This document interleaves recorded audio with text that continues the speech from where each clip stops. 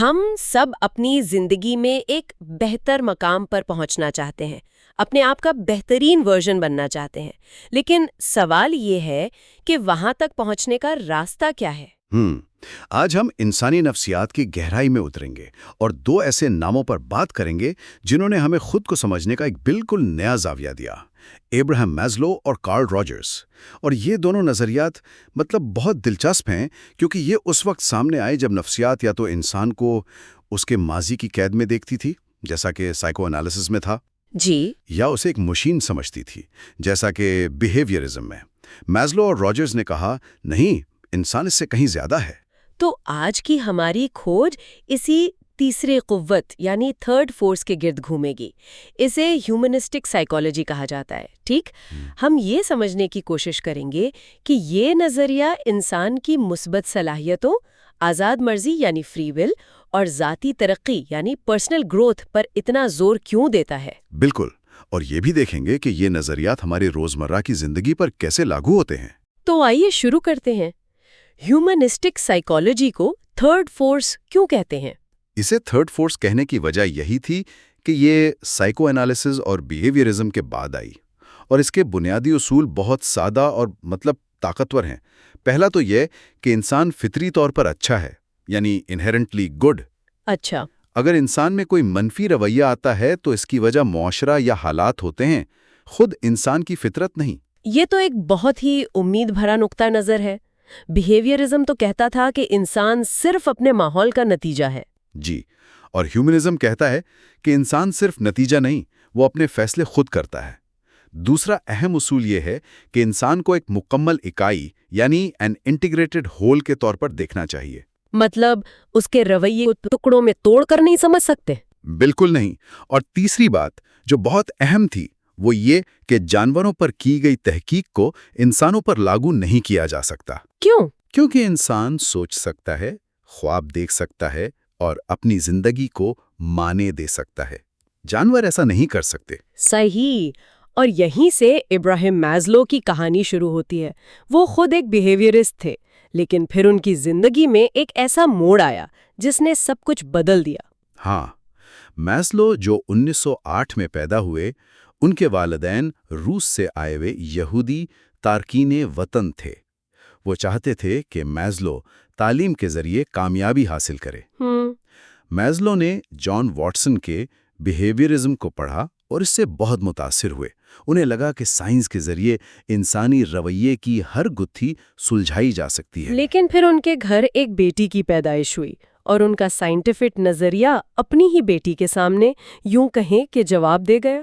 بالکل، انہوں نے خود کہا کہ جب میں نے اپنی بچی کو دیکھا تو مجھے احساس ہوا کہ بیہیویئرزم کی ساری تھیوری اس ایک چھوٹے سے وجود کی پیچیدگی کو سمجھنے کے لیے ناکافی ہے۔ اچھا، یہ نظریہ چوہوں اور کبوتروں کے لیے تو ٹھیک ہو سکتا ہے، مگر انسانوں کے لیے نہیں۔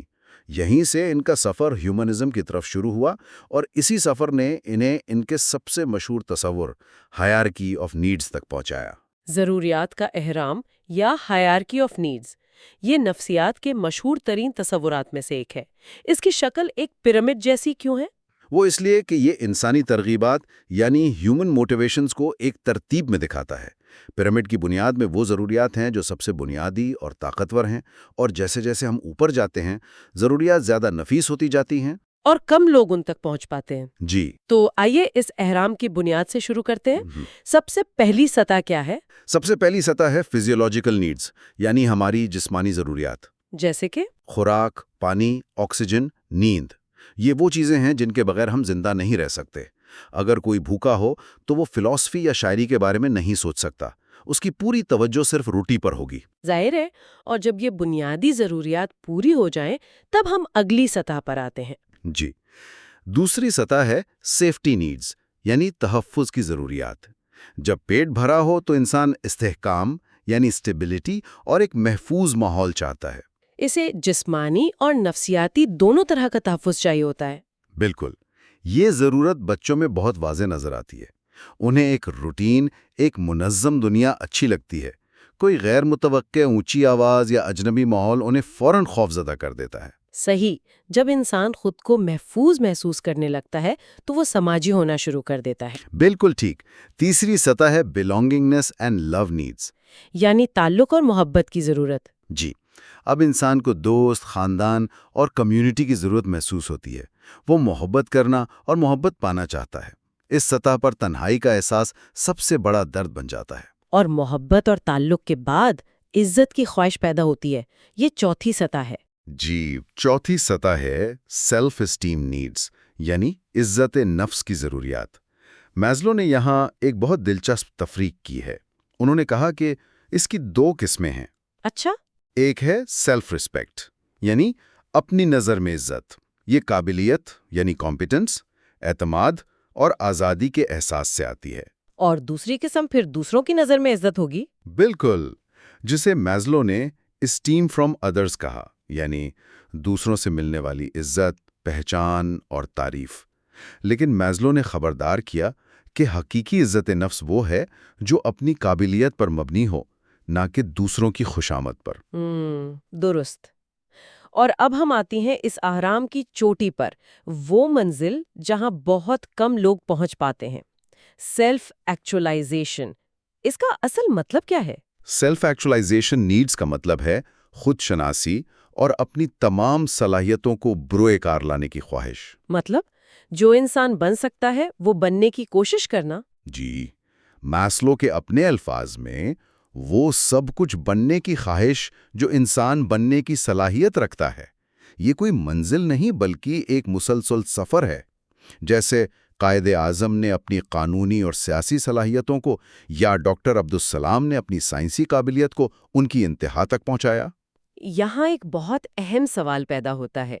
اگر ہم سب کے اندر اپنی صلاحیتوں کو پانے کی یہ خواہش موجود ہے، تو میسلو کے مطابق 1% سے بھی کم لوگ سیلف ایکچولائزیشن تک کیوں پہنچ پاتے ہیں؟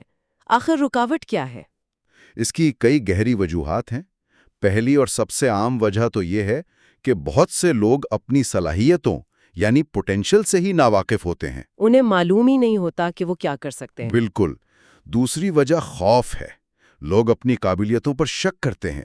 انہیں آگے بڑھنے اور ذمہ داری لینے سے ڈر لگتا ہے، کیونکہ کامیابی کے ساتھ ناکامی کا خطرہ بھی جڑا ہوتا ہے۔ اور معاشرتی دباؤ کا بھی اس میں بڑا کردار ہوگا نا؟ یقیناً، معاشرتی ماحول اکثر ہماری راہ میں رکاوٹ بنتا ہے۔ ہمیں بتایا جاتا ہے کہ کیا صحیح ہے اور کیا غلط، اور اس چکر میں ہم اپنی اندرونی آواز کو سننا بھول جاتے ہیں اور وہ کرنے لگتے ہیں جو دوسرے ہم سے چاہتے ہیں۔ میسلو نے ضروریات کی ایک اور تقسیم بھی کی تھی اپنی میٹا موٹیویشنل تھیوری میں۔ انہوں نے بنیادی ضروریات اور میٹا ضروریات کا ذکر کیا۔ ان میں کیا فرق ہے؟ یہ ایک بہت اہم نقطہ ہے۔ بیسک نیڈز، جن کا ہم نے احرام میں ذکر کیا، وہ کمی کی ضروریات ہیں۔ جیسے بھوک، پیاس، تحفظ۔ جی، یہ سب کسی چیز کی کمی کو پورا کرنے کے لیے ہوتی ہیں، جبکہ میٹا نیڈز ترقی کی ضروریات ہیں، جیسے انصاف، اچھائی، خوبصورتی اور سچائی کی تلاش۔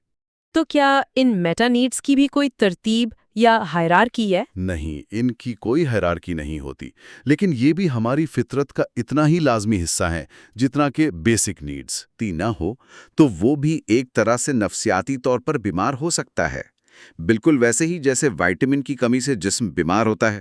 بہت دلچسپ۔ اب ان لوگوں کی بات کرتے ہیں جو سیلف ایکچولائزیشن حاصل کر لیتے ہیں۔ میزلو نے ان کی شخصیت میں کچھ مشترکہ خصوصیات دریافت کیں۔ وہ کیا تھیں؟ میزلو نے ایسی 16 خصوصیات کی نشاندہی کی، لیکن ان سب کو ایک ایک کر کے گننے کے بجائے ہم انہیں کچھ گروہوں میں دیکھ سکتے ہیں۔ پہلا گروہ ہے حقیقت سے گہرا اور صاف تعلق۔ اس کا کیا مطلب ہے؟ اس کا مطلب ہے کہ یہ لوگ حقیقت کو تعصب، خوف یا خواہشات کے بغیر دیکھتے ہیں۔ اسی کو میزلو نے ایفیشینٹ پرسیپشن آف ریالٹی کہا۔ وہ غیر یقینی صورتحال سے گھبراتے نہیں ہیں۔ جی، اور اسی سے جڑی دوسری خصوصیت ہے acceptance of self, others and nature. وہ اپنی، دوسروں کی اور فطرت کی خامیوں کو قبول کرتے ہیں، وہ دکھاوا نہیں کرتے۔ ان کا رویہ بھی بہت سادہ اور فطری ہوتا ہوگا۔ جی، جو دوسرا بڑا گروہ ہے وہ اندرونی سکون اور خود مختاری ہے۔ ان کے رویے میں اسپونٹینیٹی، سمپلسٹی اور نیچرلنس ہوتی ہے۔ وہ جو اندر سے ہوتے ہیں وہی باہر سے نظر آتے ہیں۔ بالکل، وہ اپنی ذات سے باہر نکل کر کسی بڑے مقصد کے لیے کام کرتے ہیں، جسے پرابلم سینٹرنگ کہا جاتا ہے۔ جی۔ ان کی زندگی کا محور ان کی اپنی ذات نہیں بلکہ کوئی مشن ہوتا ہے۔ اور وہ تنہائی سے بھی نہیں گھبراتے؟ بالکل نہیں۔ ان میں ڈیٹیچمنٹ یعنی نیڈ فار پرائیویسی پائی جاتی ہے۔ وہ تنہائی سے لطف اندوز ہوتے ہیں کیونکہ وہ خوشی کے لیے دوسروں پر انحصار نہیں کرتے۔ وہ خود مختار ہوتے ہیں، آٹونومی۔ جی، وہ آٹونومی یعنی خود مختاری کا مظاہرہ کرتے ہیں۔ ان کی خوشی اور فیصلے ثقافت یا ماحول کے تابع نہیں ہوتے۔ اور تیسرا گروہ ان کے تجربات اور دنیا سے تعلق کے بارے میں ہو سکتا ہے؟ ہاں، ان میں کنٹینیوڈ فریشنس آف اپریسیشن پائی جاتی ہے، یعنی وہ روزمرہ کی عام چیزوں سے بھی گہری خوشی اور حیرت محسوس کرتے ہیں۔ جیسے سورج کا طلوع ہونا یا بارش۔ جی، زندگی ان کے لیے کبھی پرانی نہیں ہوتی، اور کبھی کبھی وہ پیک ایکسپیرینسز سے بھی گزرتے ہیں۔ پیک ایکسپیرینسز یعنی وہ لمحات جب انسان خود کو وقت اور جگہ سے ماورا محسوس کرتا ہے۔ جی، یہ انتہائی خوشی، وجدان اور سکون کے لمحات ہوتے ہیں۔ یہ ضروری نہیں کہ مذہبی ہوں، یہ فطرت کے قریب ہونے، میوزک سننے یا کسی تخلیقی کام کے دوران بھی ہو سکتے ہیں۔ ان میں ڈیموکریٹک کیریکٹر سٹرکچر بھی ہوتا ہے، یعنی وہ نسل، مذہب یا مرتبے سے بالاتر ہو کر ہر انسان کا احترام کرتے ہیں۔ یہ سب جان کر ایسا لگتا ہے کہ سیلف ایکچولائزرز شاید فرشتے ہوتے ہوں گے، لیکن میزلو نے اس خیال کو رد کیا تھا۔ یہ بہت اہم نکتہ ہے۔ میزلو نے واضح کیا کہ سیلف ایکچولائزرز آنٹ اینجلز، وہ کامل نہیں ہوتے۔ اچھا۔ ان میں بھی غصہ، چڑچڑاپن یا بوریت جیسی انسانی کمزوریاں ہو سکتی ہیں، وہ بھی غلطیاں کرتے ہیں۔ فرق صرف یہ ہے کہ وہ اپنی کمزوریوں کو قبول کرتے ہیں اور ان سے سیکھتے ہیں۔ تو ماسلو نے ہمیں منزل کی ایک بہترین تصویر دی ہے، سیلف ایکچولائزیشن۔ لیکن ایک بہت بڑا سوال باقی رہ جاتا ہے، آخر ہم اس راستے سے بھٹکتے کیوں ہیں؟ اتنے کم لوگ اس آرام کی چوٹی تک کیوں پہنچ پاتے ہیں؟ یہ ایک زبردست سوال ہے، اور اس کا جواب ہمیں کارل راجرز کے کام میں ملتا ہے، جو کہتے تھے کہ مسئلہ بہت پہلے ہمارے بچپن میں ہی شروع ہو جاتا ہے۔ اچھا۔ راجرز کا نظریہ، جسے پرسن سینٹرڈ اپروچ کہا جاتا ہے، میسلو کی طرح ہیومنسٹک ہے، لیکن اس کی بنیاد ایک مختلف تصور پر ہے۔ اور وہ بنیاد کیا ہے؟ راجرز کا نظریہ ایک فینومینولوجیکل تھیوری ہے۔ یہ ایک پیچیدہ لفظ ہے، لیکن اس کا مطلب سادہ ہے۔ جی۔ اس کا مطلب ہے کہ کسی شخص کے رویے کو سمجھنے کے لیے اس کی ذاتی حقیقت، اس کے اپنے تجربے اور دنیا کو دیکھنے کے اس کے اپنے انداز کو سمجھنا ضروری ہے، جسے وہ انٹرنل فریم آف ریفرنس کہتے ہیں۔ مطلب آپ کی حقیقت اور میری حقیقت مختلف ہو سکتی ہے۔ بالکل، میسلو نے بہت سی ضروریات کی بات کی، لیکن راجرز نے کہا کہ صرف ایک ہی بنیادی قوت ہے جو تمام جانداروں کو چلاتی ہے۔ صرف ایک؟ جی، اور یہ ان کے نظریے کا مرکز ہے۔ اسے وہ ایکچولائزنگ ٹینڈنسی کہتے ہیں۔ یہ تمام جانداروں میں زندہ رہنے، بڑھنے اور اپنی صلاحیتوں کو پورا کرنے کی ایک فطری اور بنیادی خواہش ہے۔ اچھا، یعنی ایک پودے کا سورج کی طرف بڑھنا اور ایک انسان کا کوئی نیا ہنر سیکھنا، دونوں اسی خواہش کا اظہار ہے۔ راجرز کے مطابق بالکل۔ راجرز کے نظریے میں سیلف کا تصور بہت مرکزی ہے۔ یہ کیا ہے اور یہ کیسے بنتا ہے؟ سیلف یا ذات کا تصور بچے میں آہستہ آہستہ پیدا ہوتا ہے۔ اس کے دو اہم حصے ہیں۔ ایک ہے سیلف کانسیپٹ، یعنی فرد کا اپنے بارے میں تصور کہ میں کون ہوں اور میں کیا کر سکتا ہوں۔ اور دوسرا ہے آئیڈیل سیلف، یعنی وہ تصور کہ فرد کیسا بننا چاہتا ہے۔ صحت مند شخصیت میں یہ دونوں تصورات ایک دوسرے کے قریب ہوتے ہیں۔ اور بچپن میں ہم اچھے اور برے تجربات میں فرق کیسے کرتے ہیں؟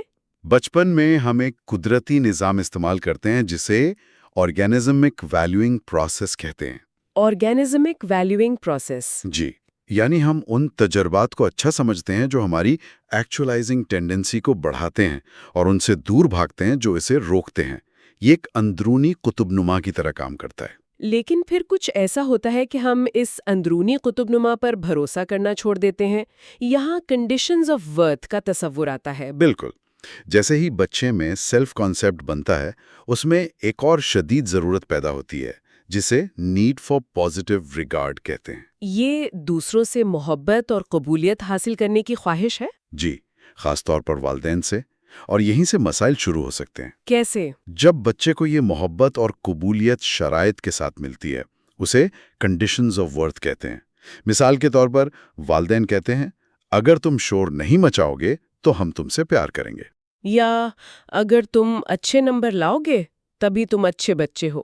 بالکل، بچہ یہ سیکھ لیتا ہے کہ اس کی اصل ذات قابل قبول نہیں بلکہ صرف اس کا وہ رویہ قابل قبول ہے جسے دوسرے پسند کرتے ہیں۔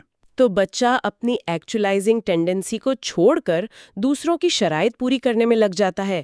یہ تو شخصیت کے لیے بہت نقصان دہ ہے۔ انتہائی نقصان دہ ہے۔ راجرز کے مطابق اس کا حل ہے انکنڈیشنل پازیٹیو ریگارڈ۔ بغیر کسی شرط کے کسی شخص کو قبول کرنا اور اس کی عزت کرنا۔ جی، اس کا مطلب یہ نہیں کہ بچے کو نظم و ضبط نہ سکھایا جائے، بلکہ یہ کہ بچے کو اس کی ذات کی وجہ سے محبت دی جائے، نہ کہ اس کے اچھے یا برے رویے کی وجہ سے۔ آپ رویے کو ناپسند کر سکتے ہیں لیکن بچے کو نہیں۔ اور جب ایسا نہیں ہوتا، جب ہمارے سیلف کانسیپٹ اور ہمارے حقیقی تجربے میں تضاد پیدا ہوتا ہے، تب نفسیاتی مسائل جنم لیتے ہیں۔ جی، راجرز اسے انکانگروئٹی کہتے ہیں۔ جب ہمارے تجربے اور ہمارے سیلف کانسیپٹ میں فرق آتا ہے تو ہمیں تھریٹ محسوس ہوتا ہے۔ جیسے اگر کوئی خود کو مہربان سمجھتا ہے لیکن کسی سے برا سلوک کر بیٹھے، تو یہ تجربہ اس کے سیلف کانسیپٹ کے لیے خطرہ ہے۔ اس خطرے سے انگزائٹی پیدا ہوتی ہے۔ اور اس انگزائٹی سے بچنے کے لیے ہم کیا کرتے ہیں؟ ہم ڈیفنس میکانزمز کا استعمال کرتے ہیں۔ ہم یا تو اس تجربے کو مسخ کر دیتے ہیں، جسے پرسیپچول ڈسٹورشن کہتے ہیں، یعنی خود کو یقین دلاتے ہیں کہ میرا مطلب یہ نہیں تھا، یا پھر ہم اس کا مکمل انکار کر دیتے ہیں۔ جی، جسے ڈینائل کہتے ہیں، یعنی مانتے ہی نہیں کہ ایسا کچھ ہوا ہے۔ یہ سب ہم اپنے سیلف کانسیپٹ کو بچانے کے لیے کرتے ہیں۔ اس کے برعکس وہ شخص جو انکنگروئنٹی کا شکار نہیں، جسے انکنڈیشنل پازیٹیو ریگارڈ ملا ہو، اسے راجرز نے دی فلی فنکشننگ پرسن کہا ہے۔ اس کی کیا خصوصیات ہیں؟ اس کی 5 بڑی خصوصیات ہیں۔ پہلی ہے اوپننس ٹو ایکسپیرینس۔ وہ اپنے تمام احساسات اور تجربات، چاہے وہ مثبت ہوں یا منفی، کے لیے کھلے ہوتے ہیں۔ وہ دفاعی رویہ نہیں اپناتے۔ دوسری ہے ایگزسٹینشل لیونگ، یعنی ہر لمحے میں پوری طرح جینا۔ بالکل، وہ ماضی کی پشیمانیوں یا مستقبل کی فکروں میں قید نہیں ہوتے۔ فیصلے کرتے وقت وہ کس چیز پر بھروسہ کرتے ہیں؟ یہ تیسری خصوصیت ہے آرگنسمک ٹرسٹ۔ وہ اہم فیصلے کرتے وقت اپنی اندرونی آواز، اپنے احساسات اور تجربات پر بھروسہ کرتے ہیں، نہ کہ صرف سماجی اصولوں یا دوسروں کی رائے پر۔ چوتھی خصوصیت ہے ایکسپیرینشل فریڈم، یعنی یہ احساس کہ ہم اپنی زندگی کے فیصلے کرنے میں آزاد ہیں۔ جی، اور آخری خصوصیت ہے کریٹیوٹی۔ ایک فلی فنکشننگ پرسن تخلیقی اور لچکدار زندگی گزارتا ہے۔ وہ نئے حالات کے مطابق خود کو ڈھال لیتا ہے اور نئے خیالات اور حل پیدا کرتا ہے۔ راجرز نے اپنے ان نظریات کو صرف تھیوری تک محدود نہیں رکھا، بلکہ انہیں تھراپی اور تعلیم میں بھی لاگو کیا۔ ان کا طریقہ کار کیا تھا؟ راجرز نے تھراپی کے لیے ایک انقلابی طریقہ پیش کیا۔ ان کی تھراپی کا ارتقاء نان ڈائریکٹیو اپروچ سے شروع ہوا، پھر کلائنٹ سینٹرڈ تھراپی کہلایا، اور آخر میں پرسن سینٹرڈ تھراپی۔ اچھا، اس کا بنیادی اصول یہ تھا کہ تھراپسٹ کو 3 شرائط پوری کرنی ہوں گی: ایمپیتھی، یعنی کلائنٹ کی دنیا کو اس کی نظر سے سمجھنا; انکنڈیشنل پازیٹیو ریگارڈ، یعنی اسے غیر مشروط طور پر قبول کرنا; اور مخلص ہونا۔ اور ان کا ماننا تھا کہ اگر یہ ماحول مل جائے تو انسان خود ہی ٹھیک ہونے لگتا ہے۔ بالکل، انہوں نے سائیکو تھراپی اینڈ گارڈننگ کی خوبصورت مثال دی۔